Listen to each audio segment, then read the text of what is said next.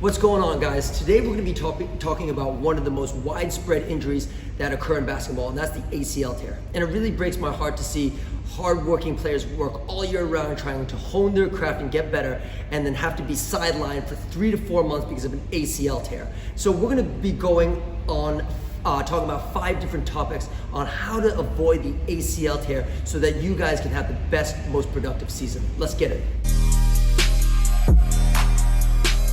So let's go through some very basic anatomy when we talk about the ACL. The ACL is located in the knee area, is one of the major ligaments that holds the knee together. So when we think about the knee, my mentor Gary Gray would say that it is a dumb joint. And basically what he means by that is it's simply a joint that connects the femur to the tibia, your thigh bone to your shin bone. Now, a lot of the times when ACL tears happen, they are non-contact injury. If we look at people like Derrick Rose, he's a great example of how he's had some serious knee problems when driving to the rim and maybe no one touches him.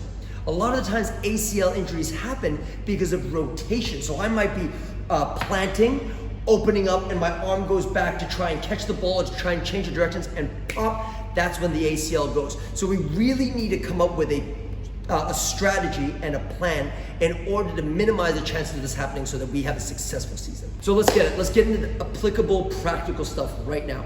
First thing, when looking at ACLs, the best thing that we can do in order to prevent ACL injuries is to get stronger, is to be able to absorb force better, is to be able to produce force better and more efficiently. So a lower body strength training exercise is paramount, is non-negotiable, has to be a part of your strength and conditioning programs. I look a lot at glute stuff, I look a lot at 3D stuff, and I look a lot at single leg stuff, because guys, remember, when we are running, when we are even walking, it is unilateral, meaning it's on a single leg. So I need all of my athletes, non-negotiable, to be strong on a single leg, lower body exercise. We've done a video about it.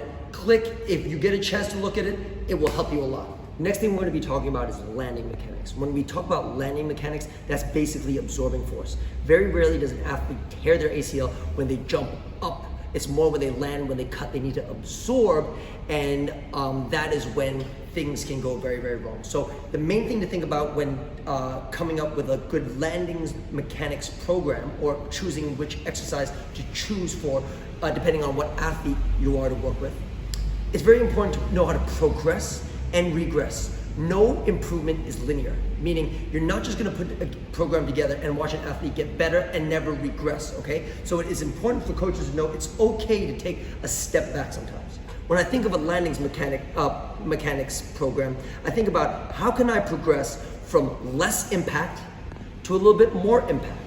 So for example, if I'm looking at a jump and landing mechanic in a jump, I'm looking at something like a box jump to start. Why would I choose a box jump? Well, because I'm starting from a lower area and I need to jump onto a higher surface, and therefore my feet may only go this high off the floor and then land. So that's minimal impact on my joints, which is great. This is how I want to think. As opposed to, say, a depth drop. Maybe it's just the opposite. As you can see, the depth drop is significantly more impact than the box jump. Then what I want to think about is bilateral and unilateral, meaning things on 2 legs onto 1 leg. Obviously, I would start an athlete on 2 legs just because it's a little bit easier to land, but it is just as important to work on landing on 1 leg, because very often we're not just jumping up, we're jumping to the side. There may be a little rotation there. So I want my athletes, my players, to see every situation before they even step on the court. So then the next thing I'm going to be thinking about when having a landing mechanics program is the speeds. How fast are they landing? Am I going to start them with something a little bit easier, like maybe hurdle hops, where they can control, land, reset, and then go? Or am I going to have them doing continuous jumps, okay, where it's a little bit harder to control? These are the things that I need to be thinking of. So speeds of the landing mechanics is very important. Last part, planes of motion, okay? We've already established that, say for example, I'm going up for a dunk. It's not just a vertical jump, it's a horizontal vertical jump. The athlete is jumping horizontally and vertically, okay? If I'm going up for a rebound, I'm not just jumping up, I'm jumping, probably rotating, my arm is out, right? So I need to be able to land in different angles, in different planes of motion. The third one, very, very important, is deceleration. We work on deceleration every other day probably if we have a 3-day program because we think that it's that important. So we harp on a few different stops. We harp on the lunge stop, the hockey stop, and the T stop mainly. There's a lot of other different stops that we need to work on, but these are 3 crucial ones in order to get the athlete to be comfortable absorbing force, changing directions, and slamming on the brakes. So another thing that we need to think about here is reaction, because oftentimes, well, all the time in basketball, things are done in a reactive state. It's instinctive. So if I, say for example, if I'm trying to cut an offensive player off and he changed directions, well then I need to go ahead and change directions with them. So we implement cool tools like the tennis ball drops. We implement things like partner tag and chasing drills to make sure that they are as game-like as possible.